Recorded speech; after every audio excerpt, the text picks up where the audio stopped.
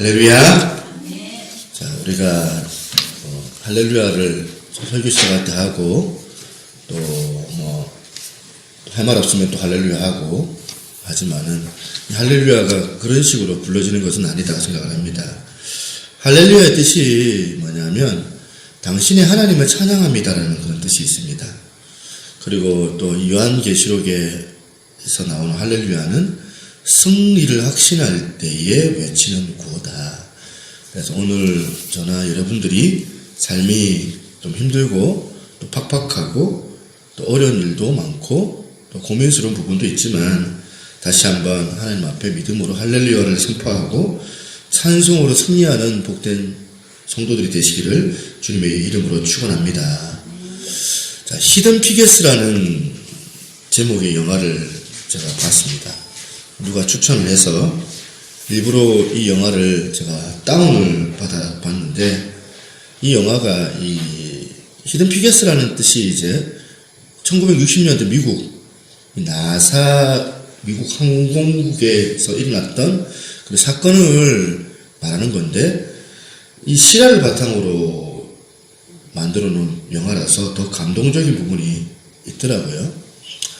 그래서 다운을 받아서 한번 그 영화를 이렇게 한번 봤는데, 1961년도 이제 미국 나사, 여러분 아시죠? 항공우주국.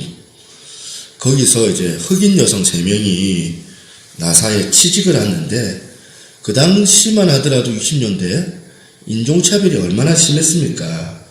거의 흑인들이 거의 인간 취급을 못 받던 시절이었는데, 이 주인공들인 이 흑인 여성 3명도 마찬가지였어요. 말로 다 할 수 없는 그런 부당한 대접을 그렇게 받는 내용이 나와요. 어느 정도냐면 흑인이라는 이유만으로 그 보니까 바로 사무실 바로 앞에 화장실이 있는데 눈앞에 있는 화장실을 두고 들어가지를 못하는 거예요. 백인 전용이기 때문에. 그러니까 800m를 이제 가서 건물을 건너가가지고 흑인 전용 화장실을 이제 가야 되는 거예요. 그걸 또 감수하는데, 어떤 날은 막 비가 폭우가 쏟아지는데 그 비를 맞으면서 빤히 그 옆에 있는 사무실 옆에 화장실을 놔두고 800m를 뛰어가가지고 화장실을 사용해야 되니까. 게다가 요즘 유리천정 이론이라는 게 있잖아요. 여성들이 이제 요즘에 많이 이것 때문에 지금 이제 이야기를 많이 하는데, 여성들의 이 차별도 이 미국 사회에서 되게 60년대 때는 심해서 여자라는 이유만으로도 이 중요한 회의에 참석을 할 수가 없는 거예요. 또 그리고 심지어는 회사 안에서 먹는 공공 커피 포터가 있지 않습니까? 이거는 직원들이 아무나 그렇게 마실 수 있는 건데, 흑인 여주인공 한 명이 이 사무실에 커피를 마시려고 포트를 사용하는데, 그 포트를 사용하자마자 이 백인 남성들이 경멸의 눈초리를 보는 거예요. 이까짓 게 지금 우리랑 똑같은 이 포트에 그걸 마시냐. 그래서 그 다음날 출근을 해보니까 그 커피포트 옆에 쪼개난 주전자가 하나 놓여있고 조그맣게 글이 이제 써져 있는 거죠. 뭐라고 써져 있냐면 유색인종 전용 주전자. 그러니까 이제 따로 마시라는 거예요. 이게 얼마나 차별이고 얼마나 수치스러운 겁니까? 이런 말로 다 할 수 없는 수모를 주인공들이 당하는데, 저 같으면 당장 사표 쓰고 그냥 말아버릴 건데, 이 흑인 여주인공 3사람이 꿋꿋하게 거기서 이겨냅니다. 그리고 나서 이 나사 우주항공국의 그 발사, 성공적인 그 발사에 큰 공헌을 이 3 여주인공이 하는 것으로 이 영화가 끝이 나는 거거든요. 그리고 나서 이제 마지막 엔딩 컷에 올라오는 그 자막에 실제적인 이 3사람의 이 주인공 사진들이 쫙 갖고 올라오는데, 그게 너무 감동적인 거예요. 제 마음에 그러면서 이제 맴돌았던 질문이 뭐냐면, 저 가녀란 이 여자 그리고 흑인 여성들이 이런 보면 편견과 선입견, 많은 사회적인 수모와 이런 조롱들을 어떻게 이겨냈을까? 제가 내리는 대답은 간단합니다. 비록 흑인이라 할지라도, 비록 여자라고 해서 수모를 당하지만, 그러나 우리가 가지고 있는 확신이 분명히 하나가 있다.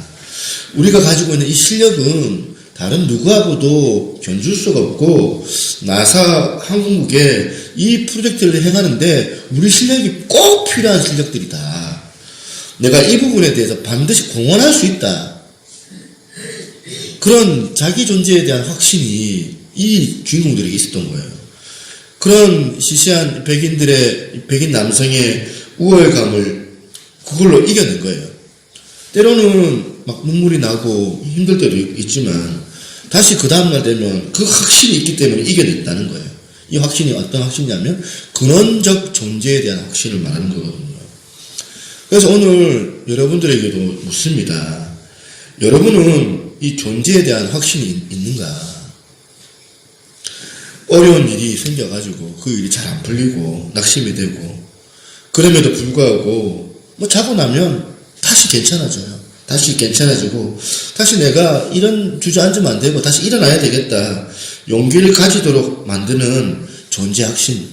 이게 없으면 우리 인생이 몰락할 수밖에 없거든요. 신앙생활도 마찬가지입니다. 오늘 본문을 묵상하다가 왜 이 흑인 여성 이 세 사람을 생각했냐면 이 확신의 문제 때문이에요. 확신의 문제. 사도 바울을 한번 보면 그렇잖아요. 사도 바울이 말로 다 할 수 없는 고난과 사람들의 조롱을 받고 어쩌면 내일을 보장받을 수 없는 상황, 어쩌면 목숨을 보장받을 수 없는 그런 극단적인 그 고통에 처해진 이 사도 바울인데 이걸 어떻게 이겨냈느냐. 사도 바울이 이런 고백을 합니다. 로마서 8장 35절에 보니까 누가 우리를 그리스도의 사랑에서 끊으리요. 환난이나 권고나 박해나 기근이나 적신이나 위험이나 칼이랴. 기록된 바 우리가 종일 주를 위하여 죽임을 당하게 되며 도살당할 양같이 여김을 받았나이다 함과 같으니라. 이 바울의 이 상황이 어떤 상황입니까? 절망적인 고난 가운데 핍박 가운데 있는 그런 상황인데 바울이요 끝까지 버텨낼 수 있었고 끝까지 승리할 수 있었던 요인이 뭐였냐면 그 다음에 나오는 38절 39절입니다. 근데 여러분 이 부분은 이 시간 좀 확신을 가지고 저나 여러분들이 좀 같이 이 바울의 확신이 우리에게 전이되는 것처럼 그렇게 여기면서 같이 한번 우리가 읽었으면 좋겠거든요. 같이 읽어볼까요? 시작. 내가 확신하노니 사망이나 생명이나 천사들이나 권세자들이나 현재일이나 장래일이나 능력이나 높음이나 깊음이나 다른 어떤 피조물이라도 우리를 우리 주 그리스도 예수 안에 있는 하나님의 사랑에서 끊을 수 없으리라. 여러분 먼 일로 힘이 빠지고 낙심이 되고 우울하고 그러면 이 부분에 대해서 신주가지고 집에 가가지고 이 본문 찾아가지고 50번만 한번 읽어보세요. 그러면 우울이 바로 사라질 줄로 믿습니다. 힘을 주고 확신을 가지고 50번만 읽으면 내가 50번 읽었는데 여전히 우울하다. 그러면 저한테 찾아오세요. 제가 책임져 줄게. 우리가 이 땅을 살아가면서 여기 나와 있는 지금 뭐부터 시작하면 사망으로부터 시작되는 우리를 우울하게 만드는 수많은 것들이 나의 가는 길을 앞길을 가로막고 있다 할지라도 결국에 우리가 내릴 결론 이 확신이요. 바울이 뭐랍니까? 내가 확신하노니 지금 바울이 놓여있는 환난, 권고, 기근, 적신, 위험, 칼 이런 것들이 사실은 별 볼 일 없는 것들이 아니잖아요. 고만고만한 것들이 아닙니다. 우리가 이야기로 그냥 60년대 초에 그 흑인 여성들이 나사에서 이 수모를 당하고 조롱을 당하는 자리에서 그야말로 승리하고 잘 극복했다. 이거는 그냥 남의 이야기로 들으니까 그런갑다 하고 감동스럽네 그렇게 생각하지만 실제적으로는 이 사람들의 고통은 말로 다 할 수 없거든요. 그것을 이겨내는 확신이 말로 다 할 수가 없는 확신이거든요. 그런 외부에 꺾으려고 하는 쫓아내려고 하는 그 압박보다 내부의 확신이 그 압박보다 강하면 이걸 이겨낼 수가 있는 거거든요. 다윗도 마찬가지 아닙니까? 오늘 제가 확신의 문제를 생각을 해보려고 하는데, 이 다윗이 어린애가 이 골리앗을 물리치겠다고 하니까 옆에서 뭐라고 그래요? 다 조롱하고 비웃고 다 그러면 안 된다고 말리는 건 아닙니까? 심지어는 커녕 엘리압이 대놓고 이 막내 동생 다윗을 조롱을 하는데, 니 까짓 게 뭔데? 하루 강아지 밥 무서운 줄 모른다고 까부고 있어. 너 좀 가만히 있으라고. 그러다가 이제 다윗이 도명이 몇 개 들고 골리 앞에 딱 보니까 와, 현실은 막 어질어질 하는 거 아닙니까? 뭐 이거는 뭐 인간이라고 하기도 어려워요. 뭐 골리앗 같은 그 괴물 같은 게 딱 버티고 서가 있는데, 다윗이 그때 뭐라고 합니까? 사무엘상 17장 45절, 다윗이 블레셋 사람에게 이르되 너는 칼과 창과 단창으로 내게 나아오거니와 나는 만군의 여호와의 이름 곧 내가 모욕하는 이스라엘 군대의 하나님의 이름으로 내가 나아가노라. 제가 믿기로는 이 선포가요, 골리앗 그 상대방을 향한 선포라고 하기보다는 사실 지금 자기 자신을 향한 선포인 것 같아요. 너무 두려우니까. 형 말이 맞네. 그 말리는 사람들의 말이 맞네. 그러면서 막 마음에서 두려움이 밀려오니까 이 확신은 간데가 온데 없고 내가 미쳤지. 어쩌다가 지금 이렇게 말해가지고 나서게 돼가지고 이런 확신이 잃어버리기 쉬운 거예요. 마음속에 두려움이 밀려오니까요. 여러분들도 마찬가지잖아요. 우리 사역자도 있지만 우리가 직장생활을 하다 보면은 큰 장애를 우리가 만나고 또 상사가 있는데 괴롭히는 거예요. 집요하게 괴롭히는 그 골리앗 같은 동료를 만나니까 그때마다 내 마음이 무너지고 두려움이 오는데, 그때 사무엘상 17장 45절을 내 마음속에서 대내야 돼요. 내가 무슨 배짱으로 여기까지 왔더라? 마음이 두려우니까 이걸 잃어버리기가 쉬워요. 그러니까 자꾸 이 확신, 내가 확신하노니 하는 이 확신을 내가 대내야 되거든요. 저는 그걸 종종 경험을 하거든요. 저도 인간이니까 두려움이 엄습하고 밀려올 때가 있어요. 종종 내면의 그 확신을 잃어버릴 때가 많거든요. 제가 뭘 회복해야 되겠습니까? 8년 전에 교회 개척을 한다니까 그때 막 하나님을 백으로 여기고, 그리고 배짱 가지고 보면 걱정하고 주변에서는 안 된다 얘기하는 사람도 많은데, 그 배짱 가지고 개척교회 할 때에 그 마음을 자꾸 되뇌이는 거예요. 그 배짱이 어디서 났을까?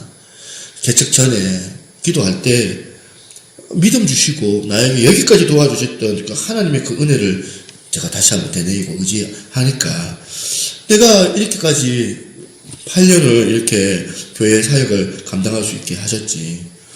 그걸 되뇌이다 보니까, 그걸 선포하다 보니까 이런 현실과 환경 가운데서 실제적인 용기가 생기게 되더라는 거예요. 세상 사람들은 자기 손에 들려져 있는 창과 칼, 단창, 손에 있는 그거 가지고 의지하고 나갈 때에 나는 만군의 여호와의 이름을 의지하고 여기까지 온 거 아니냐. 그래서 네가 망했냐? 그래서 하나님께서 너를 버리셨냐? 하나님께서 너를 망하게 하시더냐? 오늘 이 확신요, 전능하신 하나님이 나와 함께 하신다는 이 확신 머뭇거리지 말고, 이런 맥락에서 오늘 본문을 통해서 우리가 내면의 확신을 회복해야 되는데, 우리가 지금 회복해야 될 확신이 뭔가 돌아보니까 뭘 회복해야 되느냐, 승리케 하시는 하나님에 대한 확신이 있어야 된다. 지난주에 제가 요한계시록 17장 18장을 또 19장을 통하여서 어린 양의 신부에 대한 기쁨을 그렇게 나누었는데요. 예전에 말씀드렸어요. 우리가 사는 이 현실, 이 지상교회는 싸우는, 전투하는 교회이지만 천상교회는 승리하는 교회, 혹은 승리를 누리는 교회이다. 이런 이야기를 들어보신 적 있으시죠? 이거 굉장히 중요한 명제거든요. 천상교회는 승리의 할렐루야를 부르는 그런데 지상교회는 어떻게 해요? 싸워요. 그러니까 교회는 유람선이 아니고 전투선이다. 지상교회는 싸우기 위해서 존재하는 교회다.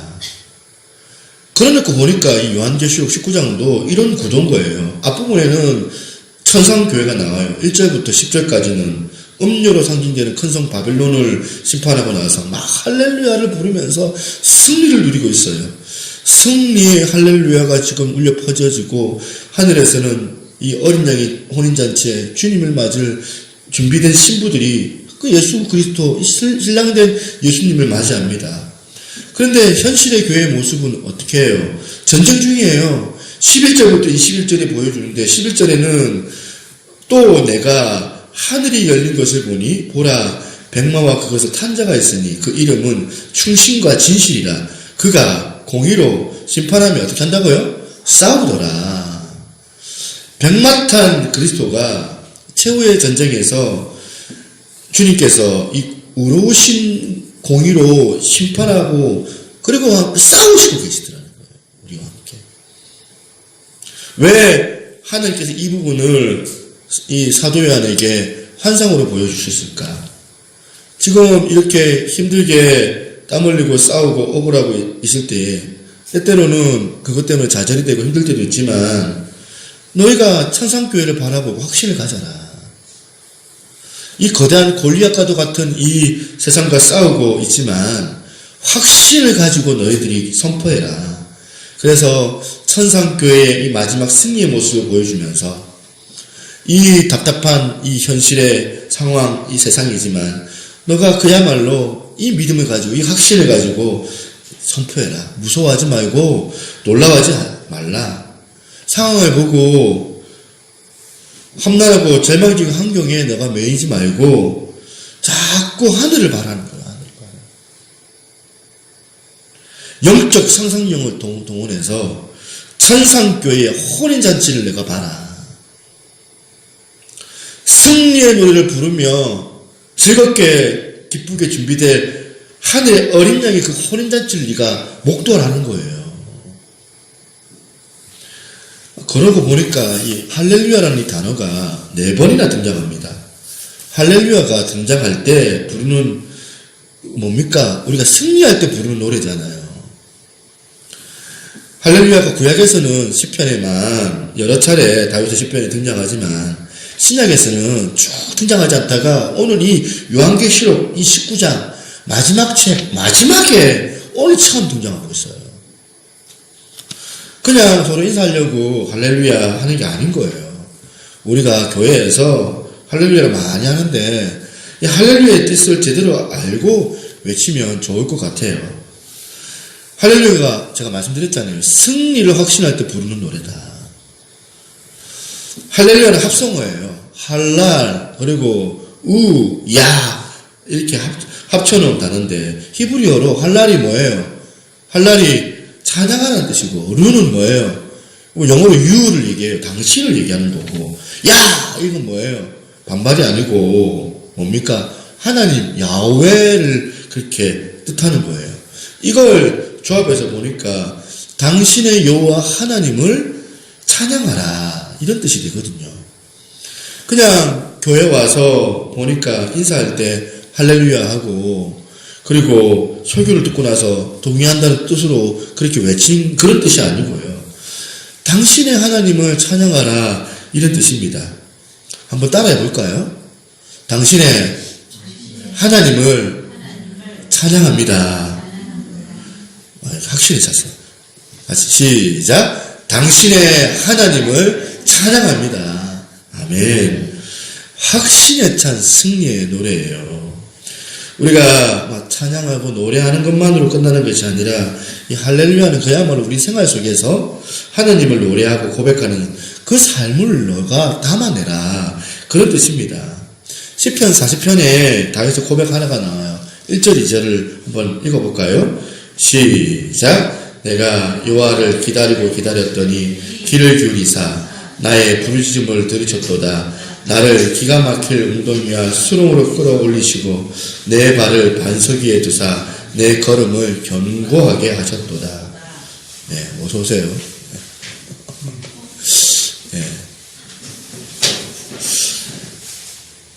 지금 다윗이 고백을 해요. 어떻게 고백하냐면, 내가 기가 막힐 웅덩이와 수렁에서 끌어올리시고, 여기서 말하는 기가 막힐 웅덩이와 수렁은 뭘 의미할까요?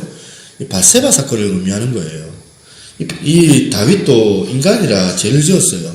왕이 되고 나니까 막 게을러지고 마음이 소홀해지니까 낮에 막 빈둥빈둥 그렇게 있다가 낮잠을 자고 어슬렁거리고 할 일 없이 옥상에 올라가 봤더니 건너편에 웬 아리따운 안악이 모여가는 것을 보면서 거기에 충동을 느끼고 거기에 음욕을 품어가지고 왕의 권력으로 그 여자를 간음하고 심지어는 그 여자와의 그 간음을 은폐하기 위해서 그 남편을 죽게 만들고 이러는 걸 살인하는 짓을 눈 하나 깜짝 안 하고 그렇게 버린 거예요. 그때 하나님께서 이 다윗을 그냥 내버려 두지 아니하시고 그 깊은 수렁에서 건지신 거예요. 완전 범죄했다고 나는 보면 아무도 들키지 않는다고 했던 이 다윗이 이 나단 선지자가 찾아와가지고 다윗의 죄를 막 적나라하게 이야기를 하고 지적을 하니까 다윗의 태도가 뭐였어요? 다윗이 나는 그런 사람 아닙니다. 그런 게 아니고 다윗의 태도가 뭐냐면 겸손하게 자기의 마음을 하나님 앞에 고백을 하면서 회개하고 잡아떼지 않고 자기 죄를 회개하는 거예요. 눈물을 흘리면서 밤새도록 하나님 앞에 회개하면서 기도할 때 자기 침상의 그 베개가 다 적셔질 정도로 밤새도록 자기의 죄를 하나님 앞에 고백을 하면서 정직한 영을 새롭게 해달라고 그렇게 기도를 하잖아요. 그 사건을 이 다윗이 기억을 하고 그러면서 뭐라고 고백합니까? 기가 막힐 웅덩이와 그 수렁에서 나를 건져주신 주님. 그래 나는 정말 아무것도 아니구나. 나는 좀 쓰레기인데 내 속에 선한 것이 하나도 없는데 내가 내 힘으로 도저히 내가 하나님께로 돌이킬 수 있는 것이 전혀 없는데 하나님께서 나에게 은혜를 주셔가지고 나에게 이렇게 기가 막힐 웅덩이 도저히 빠져나올 수 없는 그 수렁에서 나를 끌어올리셨구나. 그러면서 2절에 보니까 내 발을 반석 위에, 이게 무슨 말이에요? 반석 위라는 게. 여기서 반석은 예수 그리스도를 상징하는 단어예요. 내 발을 반석 위에 두어서 안전하게 하시고 보호하시는 그 하나님을 이 다윗이 확신한 거예요. 3절 보십시다. 3절 보니까 새 노래 곧 하나님께 올릴 찬송을 내 입에 두셨으니 많은 사람이 보고 두려워하여 여호와를 의지하리로다. 여러분 전에도 제가 말씀드렸잖아요. 새 노래는 어린 양 예수 그리스도를 정말 내 영혼이 정말 주인으로 삼고 주님의 그 구원하심을 마음으로 깨달아 부르는 노래가 새 노래다라는 것을 말씀드렸잖아요. 다윗이 도저히 자기 힘으로는 돌이킬 수가 없는 그 기가 막힐 웅덩이, 그 수렁에서 건져주신 그 구원하신 그 주님을 경험한 거예요. 그런데 중요한 하나님께 올릴 찬송을 내 입에 주셨으니 많은 사람이 그 다음 뭐라고 합니까? 보고라는 말을 해요.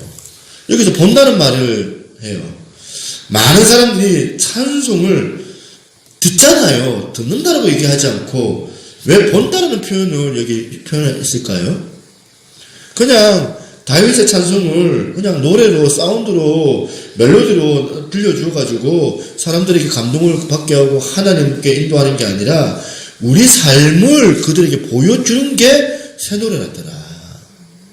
그래서 내 삶, 내 인격과 내 성품, 행동을 통해서 하나님께 영광을 보여주는 거, 하나님의 그 임재를 드러내는 삶을 우리가 살아내야 되는 거. 19장에 계시록 19장에 보니까 할렐루야가 4번 나오는데 이 4번 다 의미들이 다 있더라고요. 첫 번째 할렐루야는 뭡니까? 하나님의 구원하심을 노래하는 거다. 19장 1절 같이 한번 읽어볼까요? 시작. 이 일 후에 내가 들으니 하늘에 허다한 무리의 큰 음성 같은 것이 있어 이르되 할렐루야 구원과 영광과 능력이 우리 하나님께 있도다. 마지막 부분에 보니까 구원과 영광과 능력이 우리 하나님께 있도다 할 때에 맨 처음에 나오는 단어가 구원이에요. 하나님의 그 구원을 감사하는 거예요. 나 같은 벌레 같은 나를 본질적인 죄인의 개수인 나를 은혜로 나를 깊은 수렁에서 건져 올려주셨구나. 하나님의 그 택함을 받아서 내가 이렇게 살게 하셨으니 내가 얼마나 감사한 일인가. 할렐루야. 승리하신 그 주님을 내가 찬양합니다. 나를 구원하신 그 주님, 승리케 하신 그 주님을 내가 찬양합니다. 점점 시간이 가면, 세월이 가면 갈수록 깨닫게 되는 것이 뭐냐면 내가 나를 구원하신 그 주님을 노래할 수가 없는 겁니다. 이 사실을 생각할 때마다 이게 웬일인가? 어쩌다가 지금 내가 이런 큰 은혜를 내가 가지게 되었을까? 먼저 할렐루야를 찬양하려면 우리가 어떻게 되냐면 우리가 새 노래를 보여주는 그 삶이 경험되어야 돼요. 때로는 내 인생에 기가 막힌 웅덩이가 주어질 수 있고 그 수렁에서 나를 건져줄 수 있는, 건져내어줄 그 간증을 내가 하는 겁니다. 그래서 우리 가족들에게 나에게 주신 신비한 구원을 표정과 말로 인격적으로 설득할 수가 있는 거예요. 그래서 나는 나의 하나님을 너의 하나님으로 찬양할 수가 있는 거예요. 두 번째는 이 할렐루야가 하나님의 의로운 심판을 찬양합니다. 인간의 그 모자란 그런 정의를 넘어서 완벽하게 공의로우신 그 하나님을 찬양하는 거예요. 2절 3절 보니까 그의 심판은 참되고 의로운지라 음행으로 땅을 더럽게 한 큰 음녀를 심판하사 자기 종들의 피를 그 음녀의 손에 갚으셨다 하고 두 번째로 할렐루야 하니 그 연기가 새섭도록 올라가더라. 여러분, 뭐가 정의예요? 보수도 진보도 다 서로 정의롭다고 얘기를 하는데 뭐가 진짜일까요? 요즘 사법적폐라는 말도 나오는데 인간 판사가 정치 성향에 따라 판결을 다르게 해요. 1심에서는 무죄였는데 2심에서는 유죄가 나와요. 그러니까 상대편 쪽 사람들은 판사가 적폐래요. 인간 판사가 내리는 그 판결을 믿을 수가 없는 그 시대가 되어져 버렸어요. 시대 상황이요. 이런 왜곡과 오류투성이에요. 부당함과 부조리가 많고 이런 억울함이 많은 세상이에요. 그런데 왜 우리가 여기서 승리의 할렐루야를 외칠까요? 세상 나라는 그 의가 부족하고 세상 나라의 그 의는 모자라지만 장차 하나님의 나라가 임하고 하나님께서 내리시는 그 심판, 공의롭고 엄중한 그 심판이 벌어질 것을 내가 확신한다. 모든 사람들이 다 승복할 수 있는, 다 정확하게 인정하는 그런 의로운 하나님의 심판이 분명히 나타나게 될 것이다. 이걸 확신하면서 승리의 할렐루야를 부릅니다. 그냥 심판이 아니라 하나님의 공의로운 심판. 우리가 세상 살다 보면은 모순들이 많잖아요. 수많은 억울한 일들을 겪고 사는데 여기 살아보시니까 억울한 일 한두 번쯤은 다 겪어보셨잖아요. 그것이 그냥 하나도 예외 없이 하나님께서 마지막 때가 되면 그 억울함을 풀어주시고 하나님의 그 심판이 도래하게 될 텐데 그 심판은 공정하고 합당해서 명명백백하게 심판하게 될 것을 확신합니다. 하나님의 판단은 불꽃 같고 그분의 눈은 정확한 판단이시다. 그 의로우신 하나님의 심판에 우리는 모두가 다 승복할 수밖에 없는데 그분이 의로우신 하나님이 나의 아버지가 되십니다. 그래서 그분의 심판과 공의로움을 우리가 승리의 할렐루야로 노래 부를 수 있더라. 세 번째 할렐루야는 뭡니까? 세 번째 할렐루야는 하나님의 그 선하신 뜻을 믿기 때문에 선포할 수 있는 거거든요. 4절 같이 한번 읽어볼까요? 시작. 또 24장로와 내 생물이 엎드려 보좌에 앉으신 하나님께 경배하여 이르되 아멘 할렐루야 하니. 여기서 보니까 할렐루야 앞에 뭐가 있어요? 아멘이 있어요. 여러분들이 즐겨서 쓰고 계시는 아멘, 이게 무슨 말일까요? 무슨 말이에요? 그렇게 이루어질 줄로 내가 믿습니다. 그렇게 이루어질 줄 반드시 내가 믿습니다. 이 아멘은 성도들의 그 마음속에 하나님과 나 사이를 연결시키는 은혜의 통로가 돼요. 그러니까 우리가 어지간하면 아멘을 많이 하면 좋거든요. 이 아멘이 굉장히 중요한 신앙적 결단과 고백입니다. 진실로 내가 그렇게 될 줄로 믿습니다. 이런 뜻이거든요. 여기서 원문에 보니까 내가라는 단어가 있어요. 내가 믿습니다. 그래서 아멘을 할렐루야 하는 거예요. 하나님이 시작하신 그 구속, 작정하신 계획 반드시 그렇게 되어질 줄로 믿습니다. 그렇게 되어질 그 사실 머릿속에 그리면서 그분을 찬양하는 거예요. 승리의 할렐루야를 그분께 노래하는 거예요. 하나님, 내가 그렇게 이루어질 줄로 믿습니다. 길게 말하지 않아도 아멘으로 하다 보면 될 줄로 믿습니다. 그래서 성도가 아멘, 할렐루야 라고 하는 그 고백은 하나님, 늘 내가 하나님의 뜻 안에 있기를 원합니다. 당신의 뜻은 항상 선하십니다. 어떤 상황이라 할지라도 저는 하나님의 그 선하심을 믿습니다. 하나님은 내가 찬양합니다. 나에게 고난을 주신 것도 변장하고 찾아온 축복인 줄 내가 믿습니다. 하나님, 협력하여 선을 이룰 줄로 내가 믿습니다. 여러분, 위약효과라는 단어가 있더라고요. 이게 무슨 말이냐면 가짜약이에요. 가짜약을 의사가 처방을 내리는데 이 환자가요, 의사 말을 믿는 거예요. 의사 말을 믿으면 가짜약을 처방해 주는데도, 그러니까 아무 효과가 없는 약인데 환자가 그 약을 먹었는데 마음의 안정감을 누려가지고 의사를 믿어서 그 몸이 좋아지는 효과가 위약효과라고 해요. 이게 의학 용어더라고요. 세상에도 이런 방법이 있어요. 실체가 없는 것도 믿으면은 막 효과를 보는데, 실체가 없는 것을 우리가 믿어도 우리 몸에 좋아지고 병이 낫는데, 우리가 믿는 복음은 실체가 없는 겁니까? 아니잖아요. 진짜 복음 아닙니까? 예수 그리스도의 그 십자가의 그 복음이 실체적인 거고 진짜인 줄 저희가 믿잖아요. 할렐루야. 다시 할렐루야. 믿음이 없는 것 같아가지고 이거는 위약효과하고는 비교할 수 없는 거예요. 우리가 믿는 그 하나님은 살아계신 하나님이에요.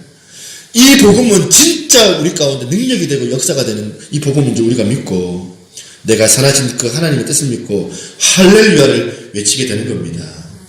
마지막 네 번째 할렐루야는 하나님의 그 통치하심을 믿습니다라는 그런 의미가 있어요.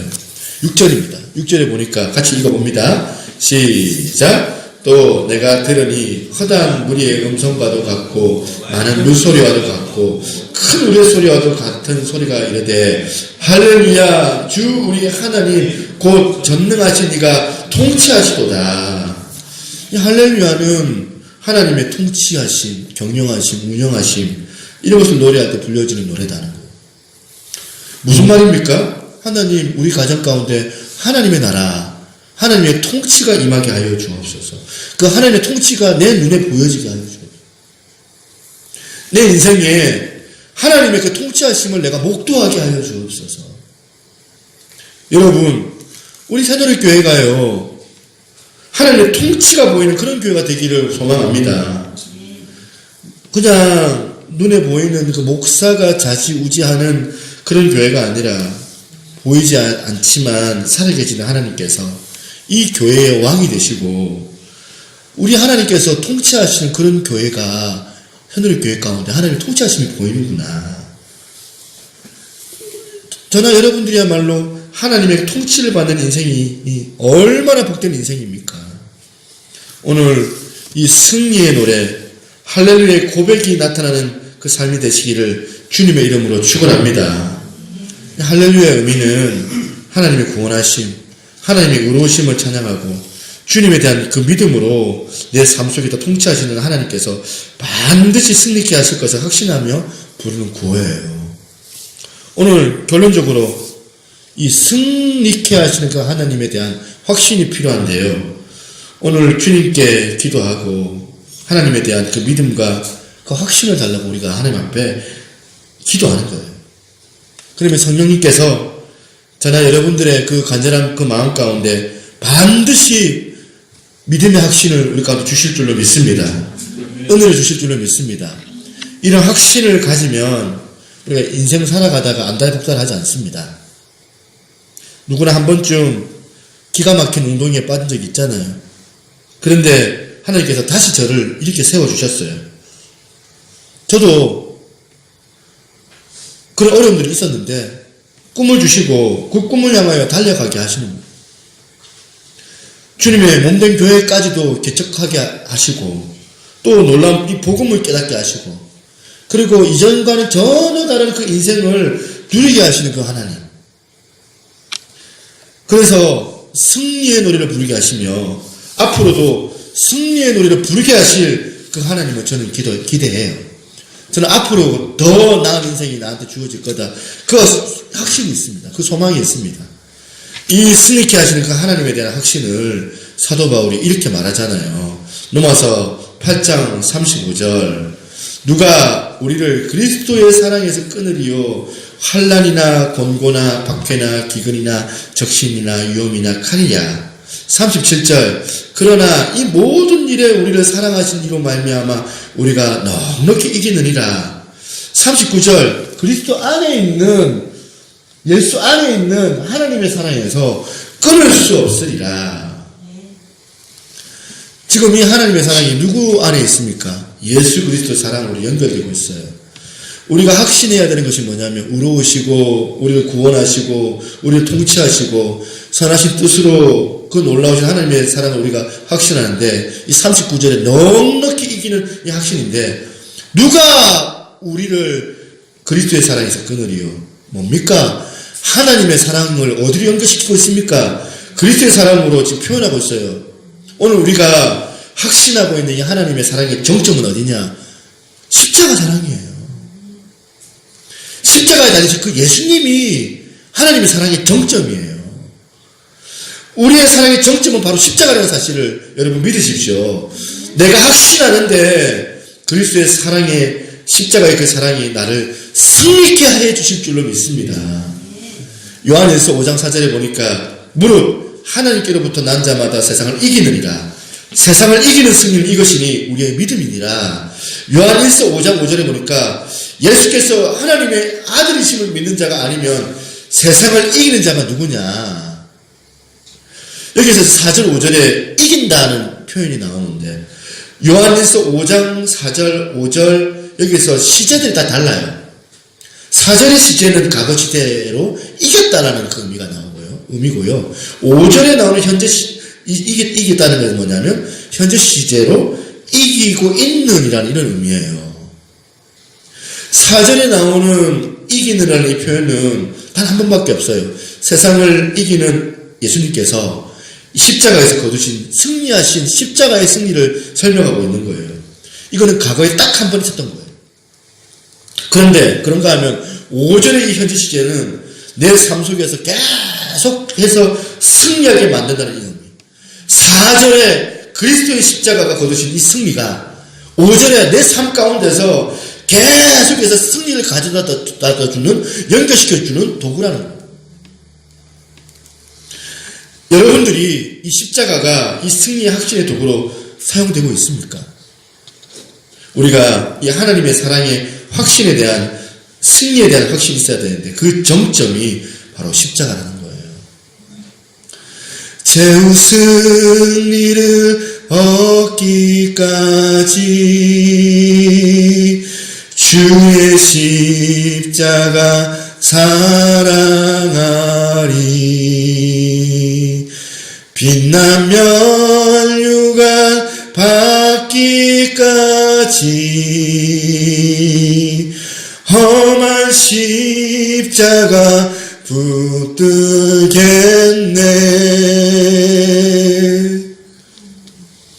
이 최후 승리가 우리 가운데 주어질 건데 이 최후 승리를 얻을 때까지 이 주님의 이 십자가 사랑이 내 삶의 원동력이 되더라. 그분의 그 십자가를 내가 붙들고 나아가겠습니다.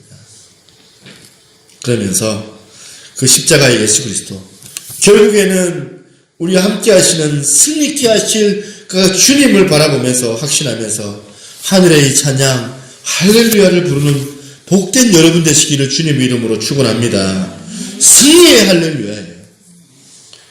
그 감격을 가지고 우리가 예배에 임해야 돼요. 그리고 변화되지 않는 그 문제투성이 같은 이 삶의 현장 속에서 우리가 이 승리를 선포하고 십자가를 선포하고 할렐루야를 선포하고 나갈 때에 그때 똥개처럼 날마다 우리를 괴롭혔던 이 사탄이 7길로 도망가는 놀라운 영적 부흥이 우리 가운데 주어질 줄로 믿습니다.